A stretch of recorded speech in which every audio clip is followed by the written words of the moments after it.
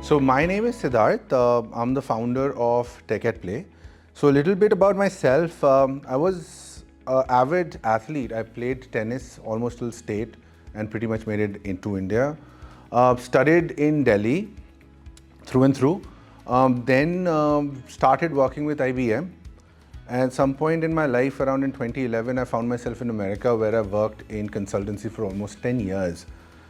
Then I joined Airtel as in their product division, where I used to take care of network, Wi-Fi, SD-WAN.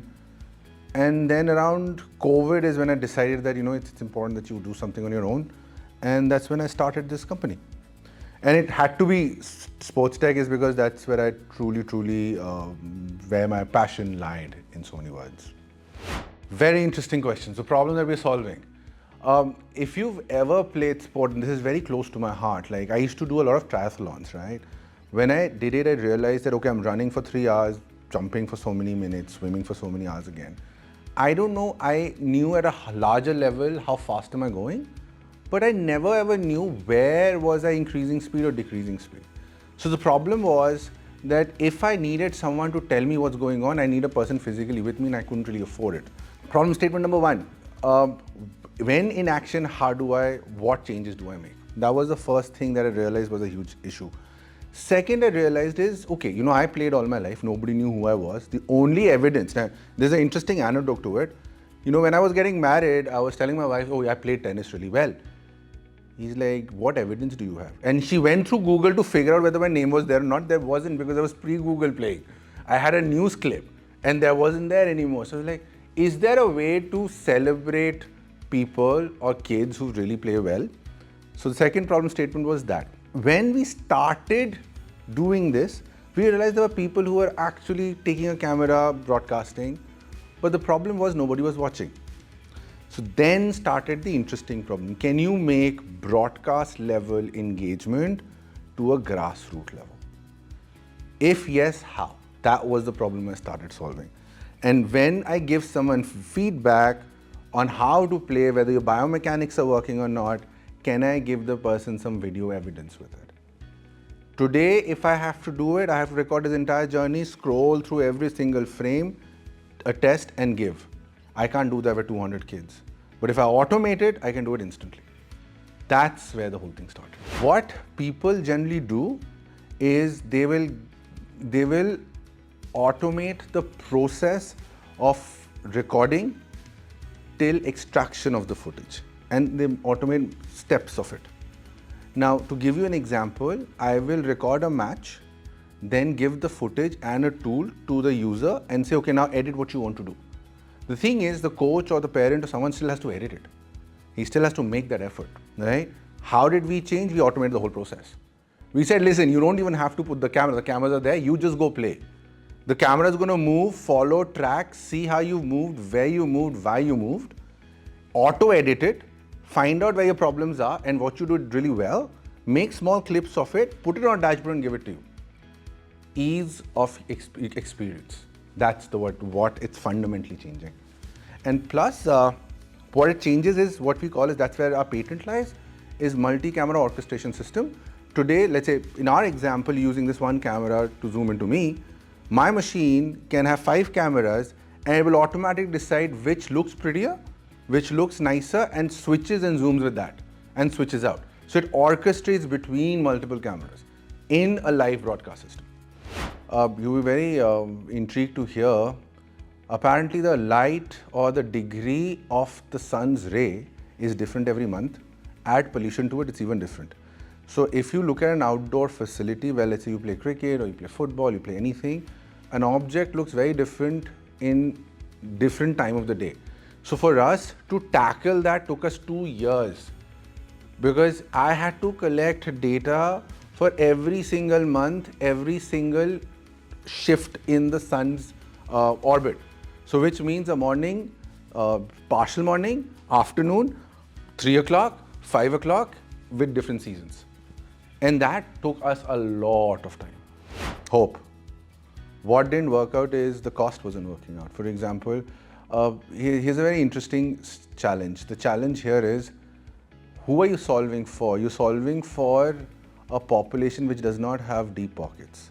And you're trying to take a technology down to that level. Now, if anyone who's in this industry knows these equipments are damn expensive, how do you take these equipments down to a level of a guy living in a chawl and playing? That was the toughest part to solve.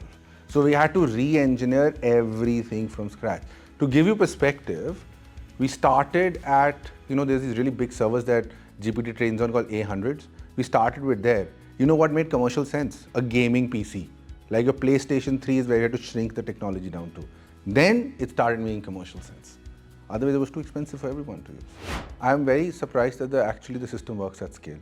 But more than that, what I'm very, very surprised of is I never expected coaches and academies to absorb this technology.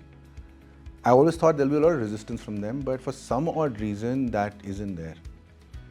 I still have to decipher why, but so far it is not there. So we basically are playing at an infrastructure level. So we want this machine to be in every ground, every stadium in the country and abroad. That's it. That's all we want. Every ground which does any bit of regular business, the machine should be there. And what we've seen so far, to give you some numbers, is between Jan till now, that's when we went commercial, we onboarded around 10 to 15 odd clients between this time.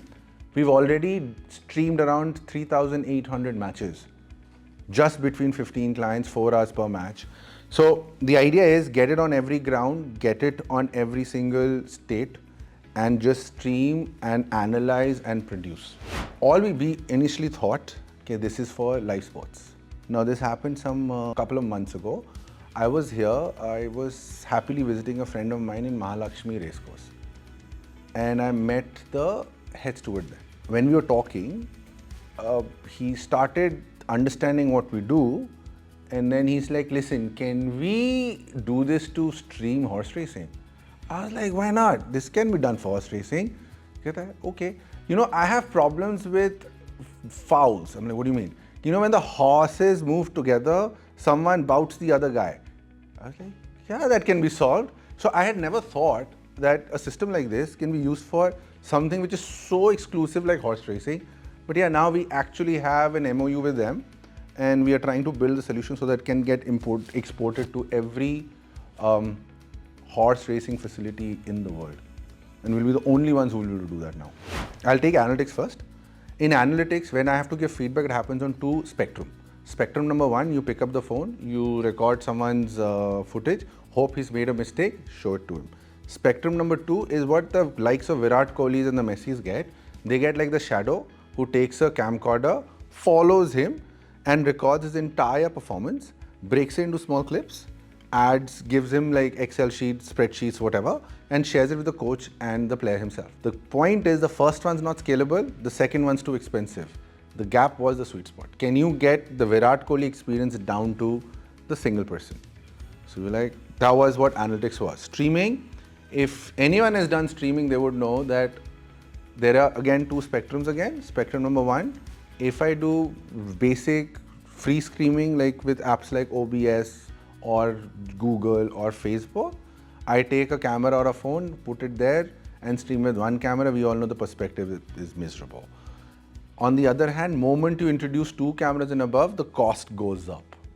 So the gap was engagement, storytelling happens in the multi-camera system. There is no engagement storytelling here. Can I merge these two? That's where the gap was. So like, okay, you use automation to get storytelling, context, perspective to a price of a single camera setup. Initially, they were circumspect about it, but moment they started seeing the video, there was absolute proof. And they're like, yeah, that's what we need. Now, what happened was, what I realized is, any coach spends exuberant amount of time filtering the video where the child made that mistake. That if I could edit and put into a small little clip, bingo. The best way of explaining this would be in terms of performance or in terms of ecosystem. I would split it in two ways: access and data acceptance. What does this mean? Can I get technology or stuff that premier athletes get at a grassroots level, technology is going to really make that happen. Second, data capture. Now, if you talk about AI, if you talk about, if we've all heard about the movie called Moneyball. We've all heard about this idea that, oh, I want to see how you perform. Point is that performance happens on a layer called, we call that the score layer, which is how many runs you scored, how many balls you've played, da-di-da. However, with these technologies, the layers of data will grow deeper and deeper, which means with a technology like mine, what does it say? It just didn't say, okay, I hit a 4, but I hit a 4 when the ball was a length X, height Y, speed Z. Third layer is going to be what was my heart rate when that happened. So the data capturing is completely going to transform now, along with access to really advanced technology down to the grassroots level. That's what I think the machines are going to do going forward. I don't think anything else is going to happen. Rest, humans will still be creative. They'll still do the creative side of it. Access. I think access to the ecosystem and access to people who can make decisions. It's just easier. And because as a cohort, like we all know Reliance being Reliance, they have a massive ecosystem.